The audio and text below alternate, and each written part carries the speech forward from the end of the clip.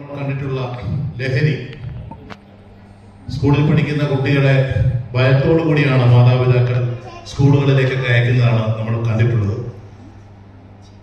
ഒരുപാട് പത്രമാധ്യമങ്ങളിലൂടെ വരുന്ന വാർത്തകൾ നമ്മളെ ഞെട്ടിക്കുന്നുണ്ട്.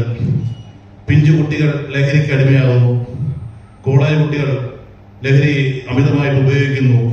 അങ്ങനെ ഒരുപാട് മാതാപിതാക്കളെ വളരെ വേദനയോട് കൂടിയാണ് ഓരോ കുഞ്ഞു മക്കളെയും സ്കൂളുകളിലേക്കും കോളേജുകളിലേക്കും ഒക്കെ അയക്കുന്ന മാതാപിതാക്കൾ വളരെ വേദനയോട് കൂടി കഴിയുന്ന ഒരു കാലത്താണ് ഇപ്പോൾ നമ്മളെല്ലാവരും വസിക്കുന്നത്.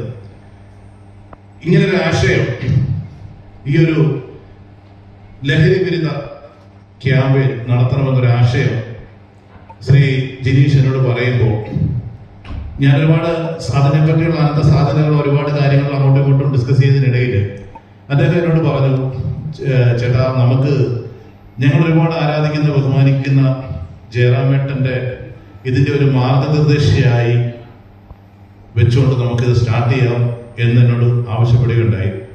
അപ്പൊ തീർച്ചയായിട്ടും ആശയം വളരെ നല്ലൊരു ആശയമാണ്.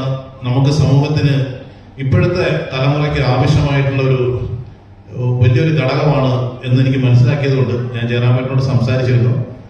പക്ഷെ അദ്ദേഹം അതിനെ വളരെ നല്ല രീതിയിലാണ് അദ്ദേഹം അതിന് സപ്പോർട്ട് ചെയ്തത്. ഇന്നലെ അദ്ദേഹമായിട്ട് സംസാരിച്ചിരുന്നു. ഞങ്ങളുടെ ടീം അംഗങ്ങളെല്ലാം അദ്ദേഹത്തിന്റെ സെറ്റിൽ പോയി ഈ കാര്യങ്ങൾ വിശദീകരിക്കുകയൊക്കെ ഉണ്ടായി. അപ്പൊ തീർച്ചയായിട്ടും ഇത് ഇവിടെ നിന്ന് തുടക്കം കുറിക്കുകയാണ്. ഒരുപാട് വലിയൊരു പരിപാടിയാണ് ഞങ്ങൾ പ്ലാൻ ചെയ്തിരുന്നത്. പക്ഷേ നമുക്കെല്ലാവർക്കും അറിയാം, ഇന്ന് തകർത്ത് പെയ്തുകൊണ്ടിരിക്കുന്ന മഴ നമ്മളെ ഒരുപാട് ബുദ്ധിമുട്ടിലാക്കി. എങ്കിലും എല്ലാ തിരക്കുകൾക്കിടയിലും ഞാനൊരൊറ്റ ഫോൺ കോൾ മാത്രമേ ചെയ്തിട്ടുള്ളൂ. കണ്ണേട്ട, ഇങ്ങനൊരു പരിപാടിയുണ്ട്, വരണമെന്ന് മാത്രമേ ഞാൻ ആവശ്യപ്പെട്ടുള്ളൂ. അപ്പോൾ തീർച്ചയായും എനിക്കതിന് മറുപടി തന്ന അദ്ദേഹം, എടാ അതിനൊരു ആവശ്യമുണ്ടോ, ഞാൻ എപ്പോൾ നിങ്ങളുടെ പരിപാടിക്ക് വന്നു എന്ന് മാത്രം നോക്കിയാൽ പോലെ എന്നാണ് പറഞ്ഞത്. കാരണം അത്രയ്ക്ക് നമ്മളെ സപ്പോർട്ട് ചെയ്യുന്ന എൻ്റെ ഒരു ജ്യേഷ്ഠ സഹോദരൻ തന്നെയാണ് ശ്രീകണ്ഠൻ നാമരകുളം. അത് ഇന്നലെ തുടങ്ങിയ ഒരു ബന്ധമല്ല, വർഷങ്ങളായിട്ടുള്ള ഒരു ആത്മബന്ധമാണ്.